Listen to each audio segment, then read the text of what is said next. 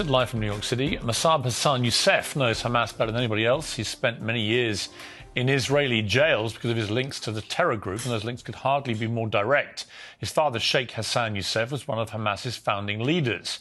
Well, Mossab ultimately flipped on Hamas while in Israeli custody. He spied for Israel. His intelligence is said to have prevented suicide bombings and other attacks. He's now an American citizen after claiming asylum and a converted Christian. But he's watching events in Gaza with barely concealed fury from his now undisclosed location. And he has a chilling warning for Palestinians in this interview we recorded earlier. And I'm joined now by Mossab Hassan Youssef. Mossab, great to see you. It's an extraordinary story, yours. You were the eldest son of a man who was one of the co-founders of Hamas. And indeed, for your early formative years, you worked alongside your father. So you got a great insight into Hamas. Tell me this from the start. What were the intended plans for Hamas when it was founded, when it started, when it developed? What was the plan? You know, since its establishment, Hamas has one goal in mind, which is annihilating the state of Israel. Like, the best, let's say, compromise that they could do is having a truce for 15 years, a ceasefire for 15 years as maximum, you know, but with no guarantee how they will act after. It's absurd.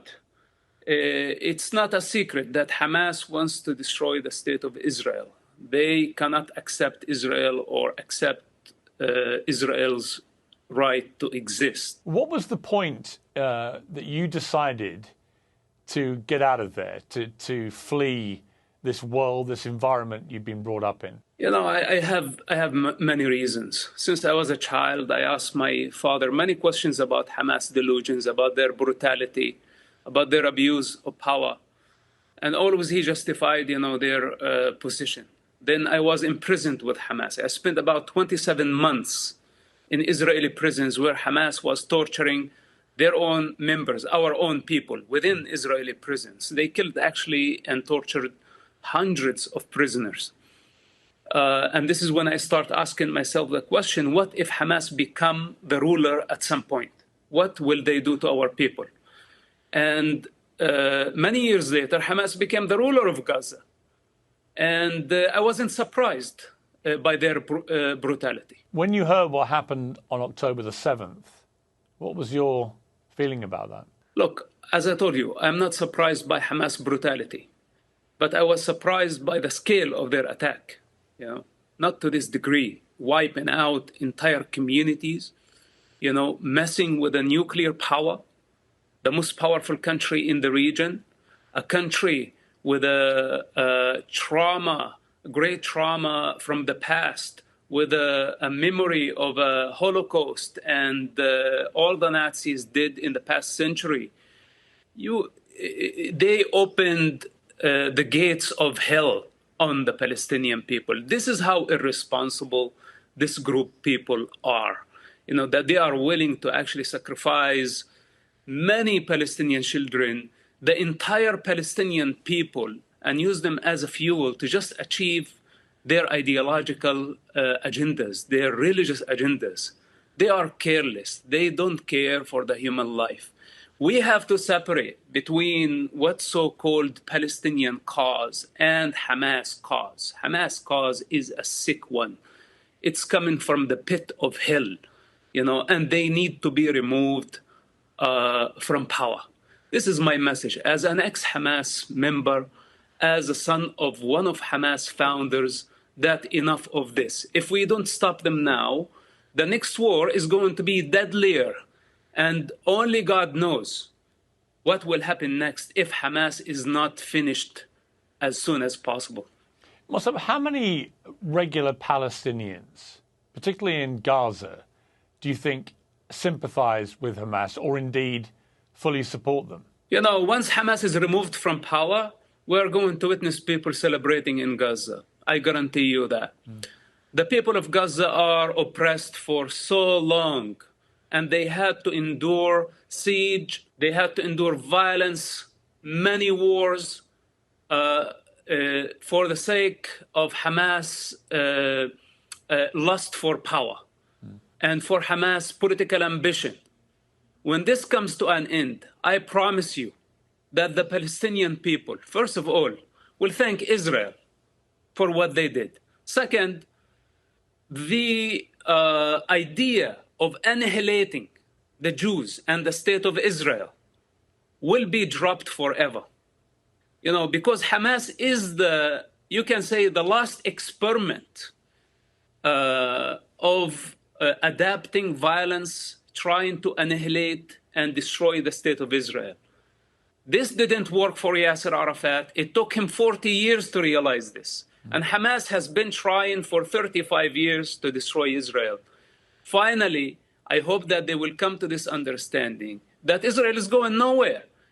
If they insist on annihilating Israel, and of course, if Iran keeps on insisting on this goal, this means the destruction of the entire region.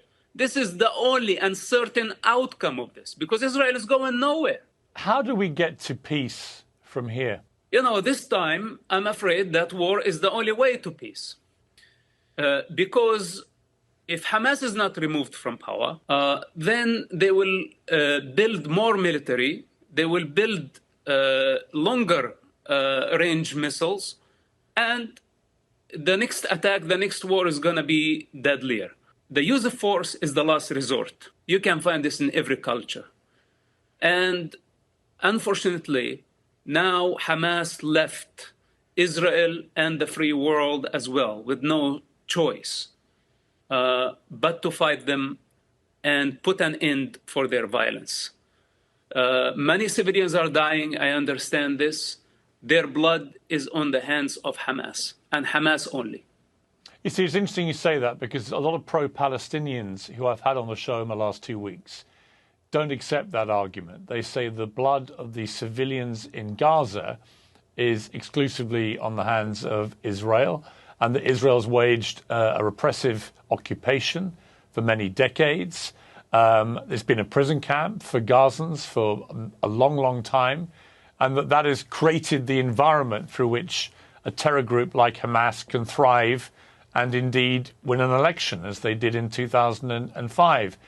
Do you buy into any of that? I mean, do you think that Israel has overreacted already to what happened to them? Their argument is, what is proportion when you have a terror attack like that on your people? Look, since my childhood, and I am hearing the stories from pro-Palestine and from those who are using what's so-called the Palestinian cause. They care the least for the Palestinian children and their future. You know, I am the legitimate representative of the Palestinian children. The child within me speaks. I don't want somebody coming from London or somebody coming from the other side of the world to tell me what is the struggle of the Palestinian children. The Palestinian children, the Palestinian society has been hijacked by these criminals, and anybody who takes their side is participating in their crime. This is my answer to those people. And for the civilian casualties, etc., you know, first of all, Hamas is using, and it's very clearly, it's a fact that Hamas used civilians as human shields. It's a fact. Then it's a fact that Israel called and warned civilians to evacuate buildings before they strike them. But in the meantime, Hamas put roadblocks to stop civilians from evacuating to safe zones. Hamas' single misfire killed hundreds of refugees taking shelter at a hospital, and they blamed Israel. What are we talking about here? Israel is a democracy. Israel is accountable. Israel is not thirsty for the Palestinian blood. In the meantime, Israel is capable of wiping out Arab capitals in seconds. Why Israel does not attempt to abuse its power? But why, when the Arabs have just a little bit of power, couple of missiles, they misuse power by launching them at civilians and kill them in their living rooms? We have a fundamental problem, and we need to stop blaming Israel. We invited this upon our heads, and the rest of the world, if they don't know the reality on the ground, it's better that they shut up. Mossab, your passion and your anger is very palpable here and certainly very different to most of the pro-Palestinian voices I've had. And I sense the Palestinian plight of its people is very much in your heart. Do you still have contact with any of your family? This is irrelevant right now. I don't have any contact with my family, and I don't care anymore. Enough bloodshed and enough involvement from people who don't care. They're just warriors on keyboard, and they're just storming world capitals saying free Palestine, free Palestine. They don't know what the hell Palestine is. I am Palestine. And I say it's enough of Hamas. It's enough of the corrupt leaderships that they are killing our people, misleading them to hell. Is enough of that. We don't want Palestinian state. I don't want Palestinian state. Palestinian children need education. They need security. They need life. This is what they need. They don't need another corrupt Arab regime. Is it possible to get rid of Hamas in the way that Israel is currently trying to do?